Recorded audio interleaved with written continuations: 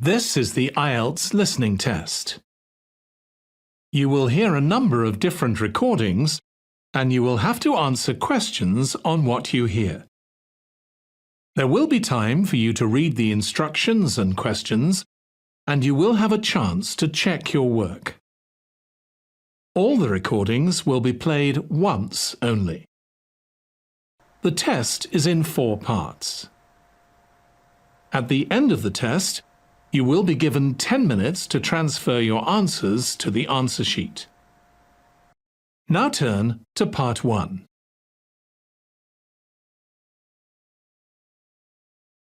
Part 1. You will hear a telephone conversation between Yuki, a Japanese student in Japan, and Mrs. Gray in London, England, who will provide homestay accommodation for Yuki.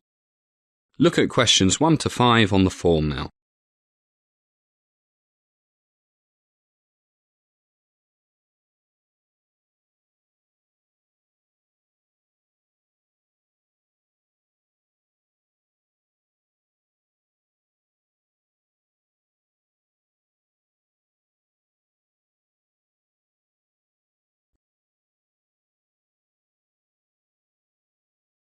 Listen carefully and answer questions 1 to 5. Hello, the Gray residence. Hello, you are Mrs. Gray? Yes, who's calling? I am Yuki Kitashima in Tokyo. Oh, I'm so happy you called. The homestay officer at the college told me you would call in a day or 2. Yes, I am very happy to speak with you, Mrs. Gray. I hope I am not calling at an inconvenient time. No, it's perfect. I've just got back from taking the dogs for a walk and put the kettle on for a cup of tea. What time is it where you are, Yuki? It is 3 o'clock in the morning, Mrs. Gray. Oh, dear. You waited up all this time to call me? It is 7 p.m. in London, I think. Exactly. My English teacher told me this is a good time to call English people. They have just had their dinner and then watch television or go to the pub. Ha ha. Well, Fred, that's my husband. He's working a bit late tonight. So we'll go out for dinner when he gets back, probably in an hour or so. Now you've called, we'll have to have Japanese food to celebrate. Oh, you are too kind, Mrs. Gray. So I should go out for fish and chips, yes? So lovely. Us eating sushi in London and you eating fish and chips in Tokyo. I don't know what Richard and Anne will have. Richard and Anne? Oh, how silly of me. Yes, they are our 2 children. Richard is 17 and Anne is 19, just about your age. Yes, I am just 20, Mrs. Gray. Look at questions 6 to 10.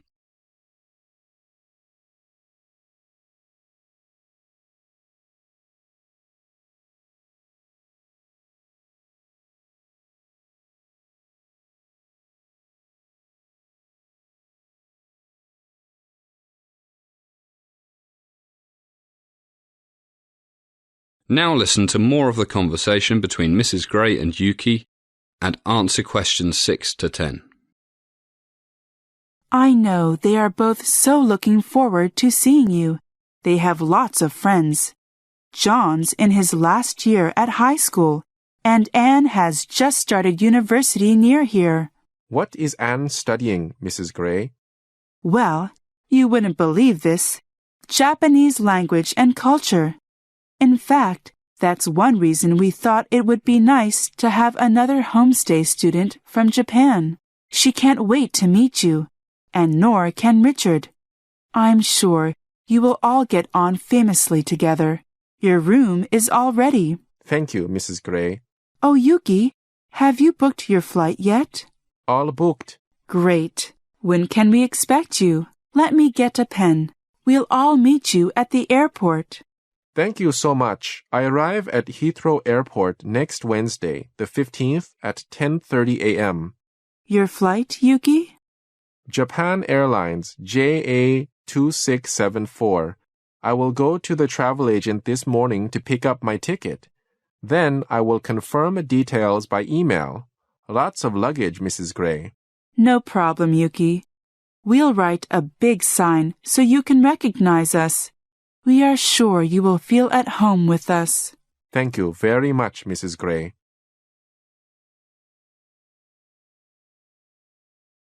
That is the end of Part 1.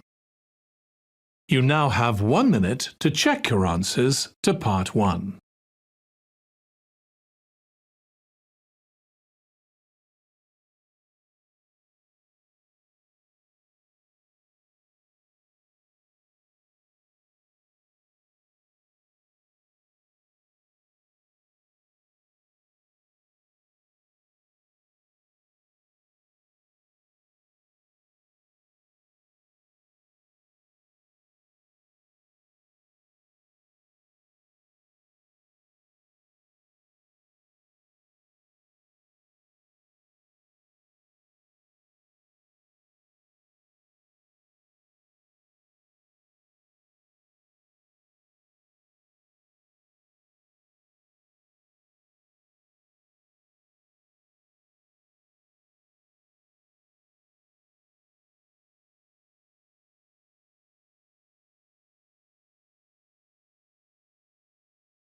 Part 2.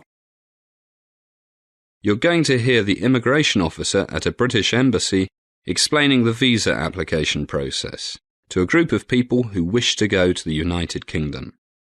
First, look at questions 11 to 16.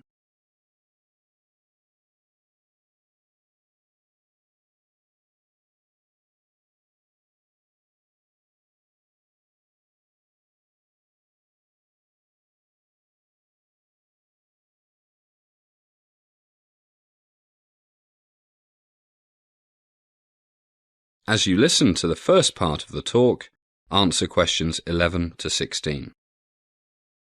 Good morning. I'm the head visa officer here. Welcome to our monthly talk on applying for British visa.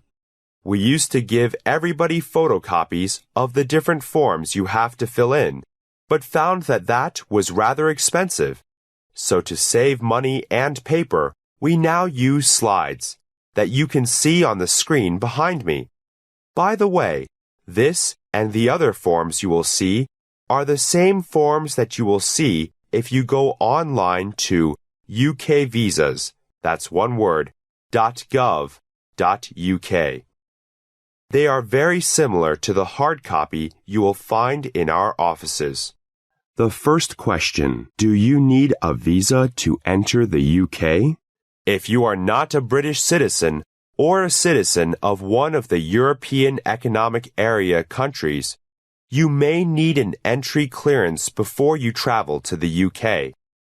Entry clearance means the application process for people who need a visa to travel to the United Kingdom and for those who don't need a visa for a short stay. How short depends on their nationality, but who intend a longer stay or to settle in the UK. People from certain countries, known as visa nationals, the first type I mentioned, need an entry clearance to enter the UK for any reason. Those from other countries need only one for certain reasons. For example, to live as the wife or husband of a British citizen. The entry clearance certificate, that we all call a visa, is placed in your passport or travel document. The job of an entry clearance officer at a British embassy or consulate or other mission overseas is to decide if you qualify for entry before you travel to the United Kingdom. These officers stick to very strict rules and procedures.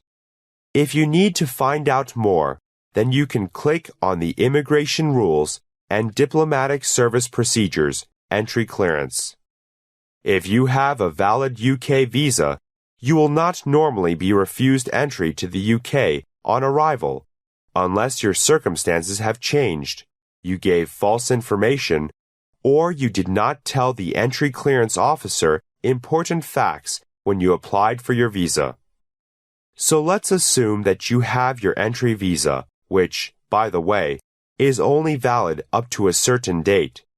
At your UK port of arrival, the visa tells the immigration officer there the purpose of your travel, how long you can stay in the UK, and the latest date that you can enter the UK. Normally, you may enter and leave the UK as many times as you like during the validity of your visa. Now look at questions 17 to 20.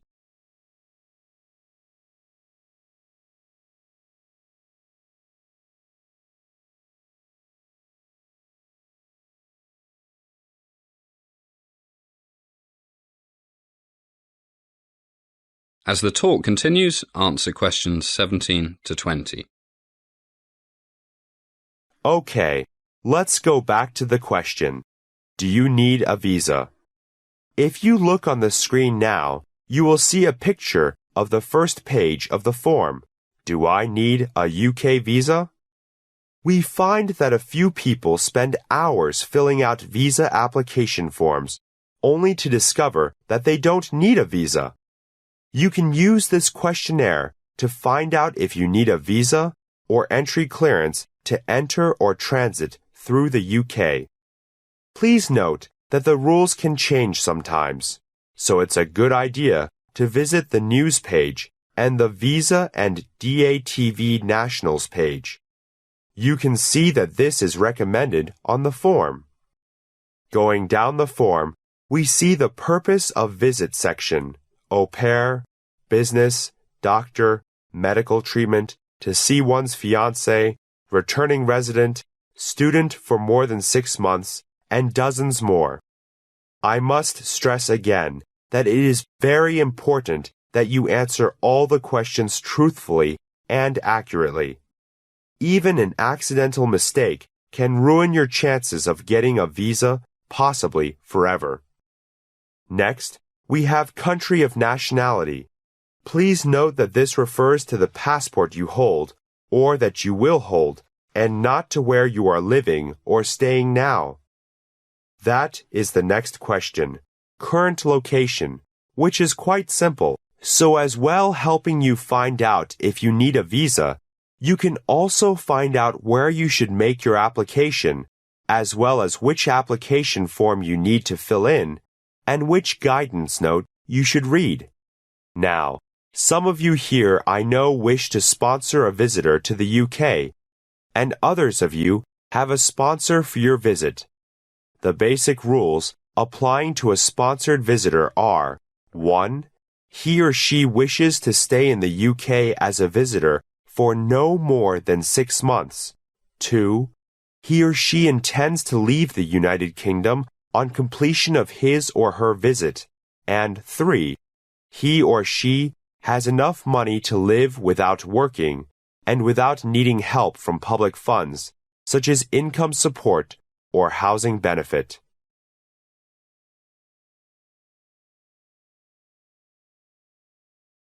That is the end of Part 2. You now have 30 seconds to check your answers to Part 2.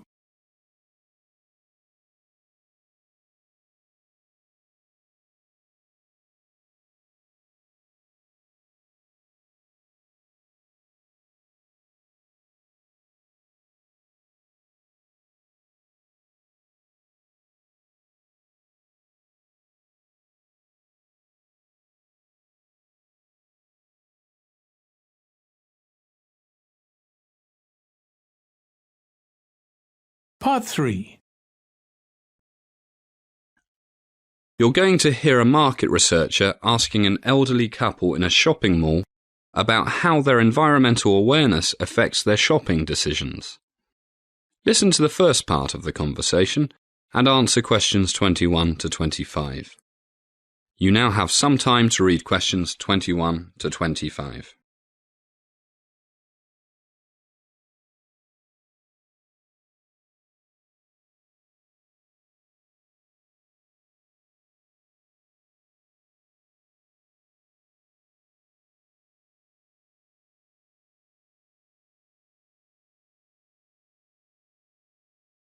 Good morning, madam, sir. My name is Bob Smith. I'm doing a survey of people's shopping preferences and how it relates to their thoughts about the environment. I'd be very grateful if you could spare a few minutes of your time. The environment, you say? Well, I think it's very important. It's terrible what's happening. You can't pick up a newspaper without reading about melting ice caps and tigers going extinct. I'm very worried about my grandchildren's future.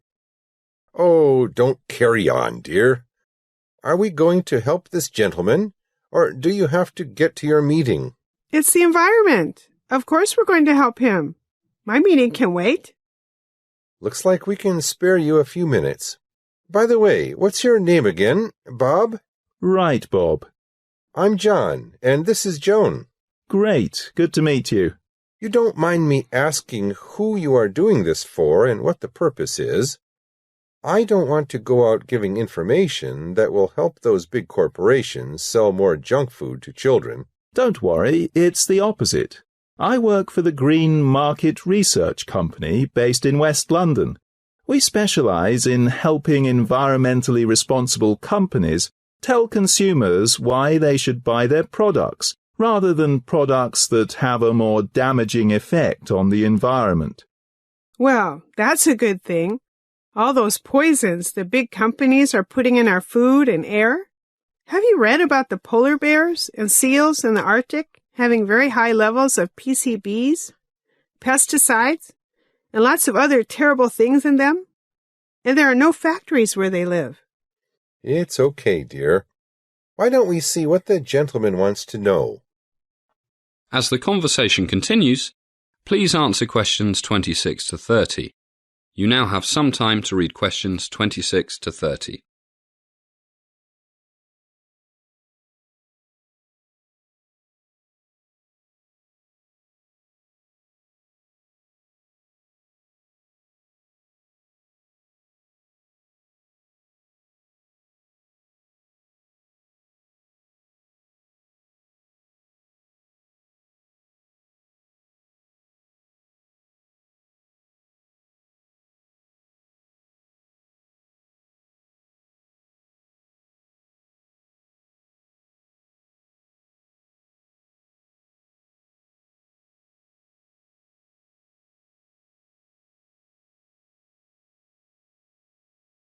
Yes, well, thank you, sir.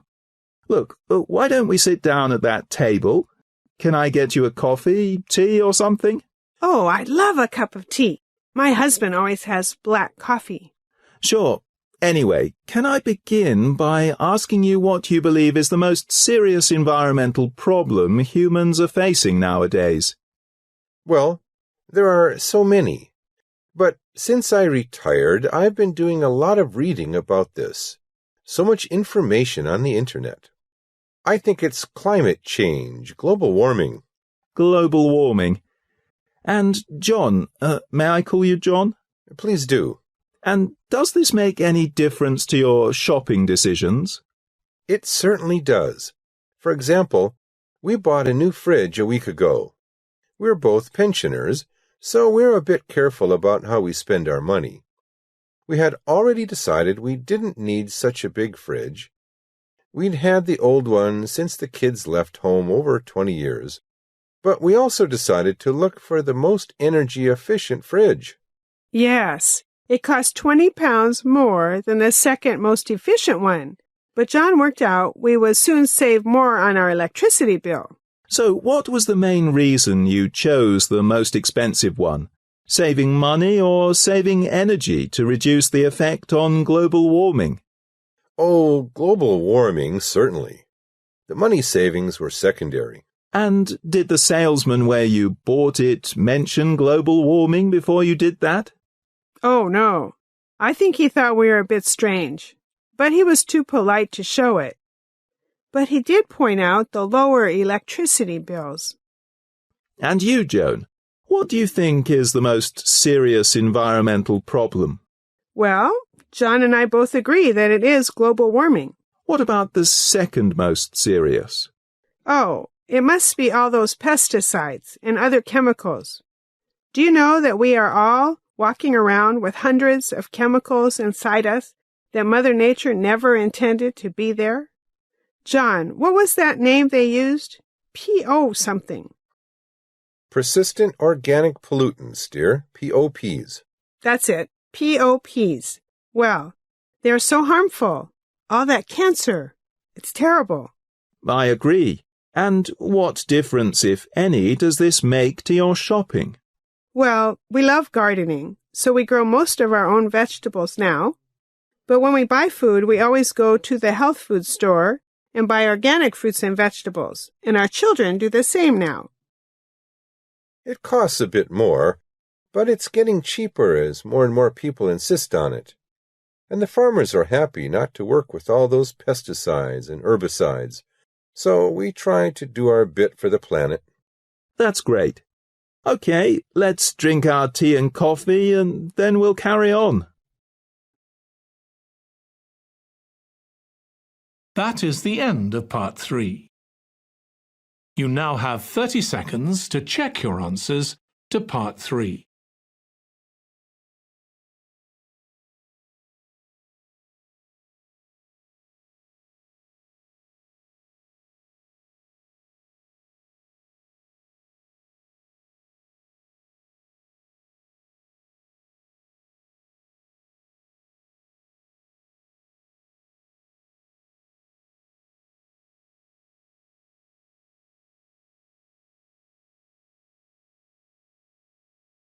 Part 4.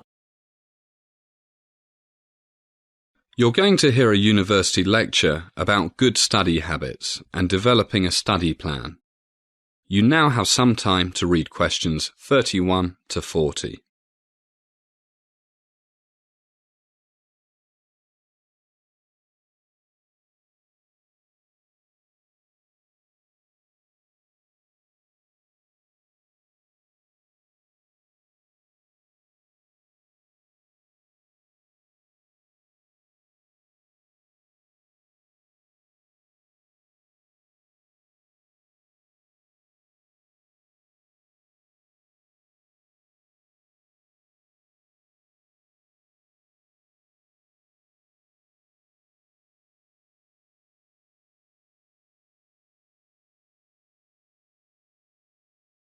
Good morning, everybody.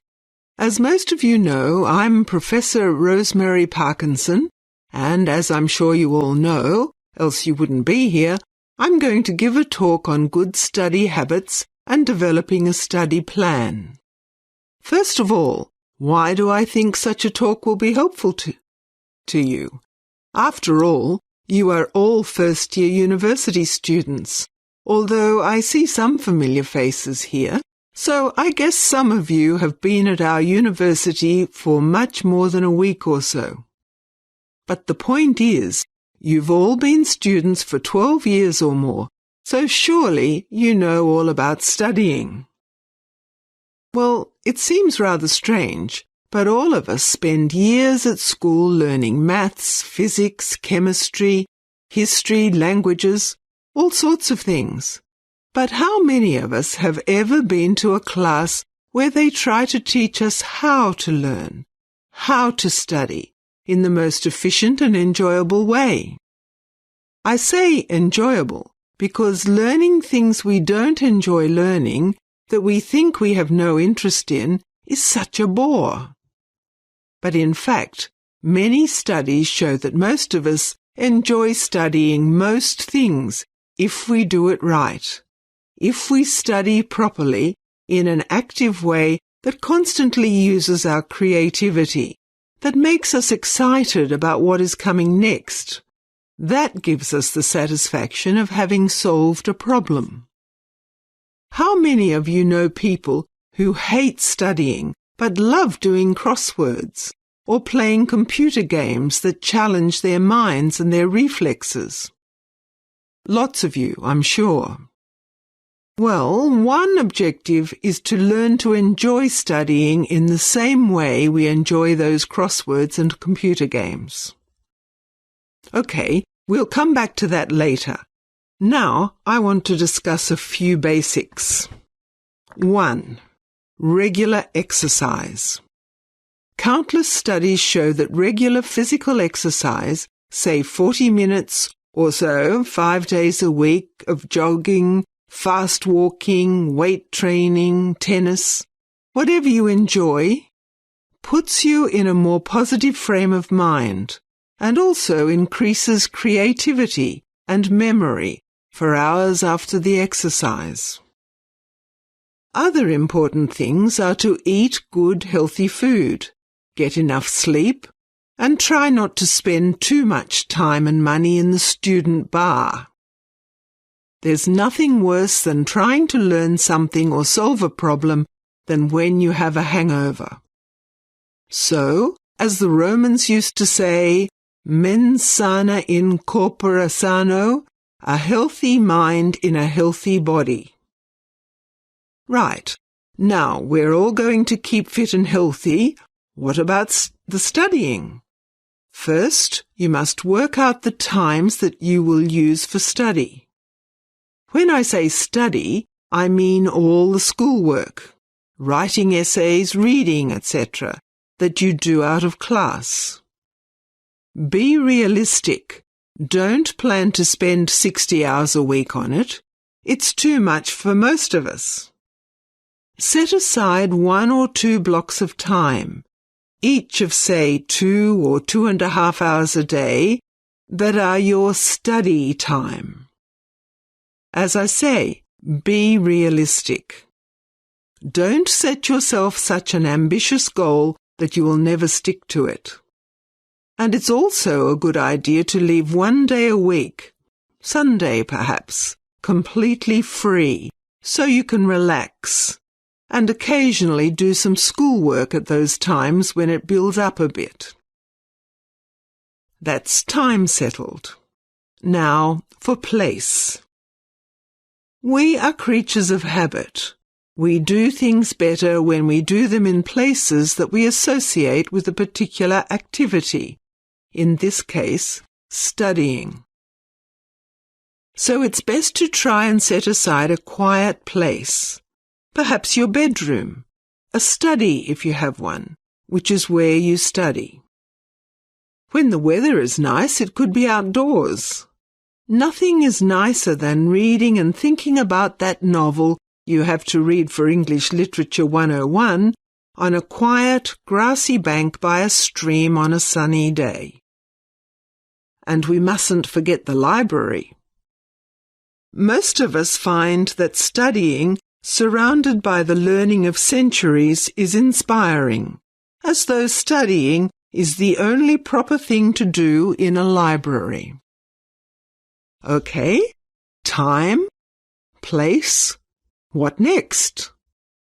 It is questions.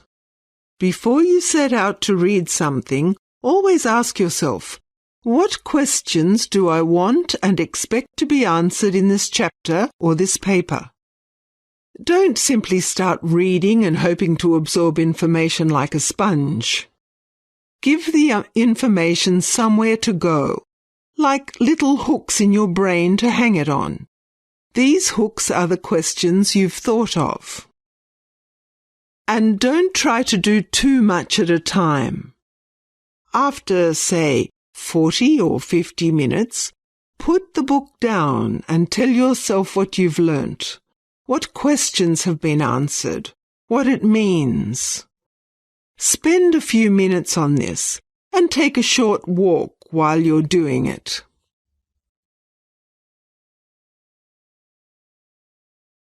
That is the end of Part 4.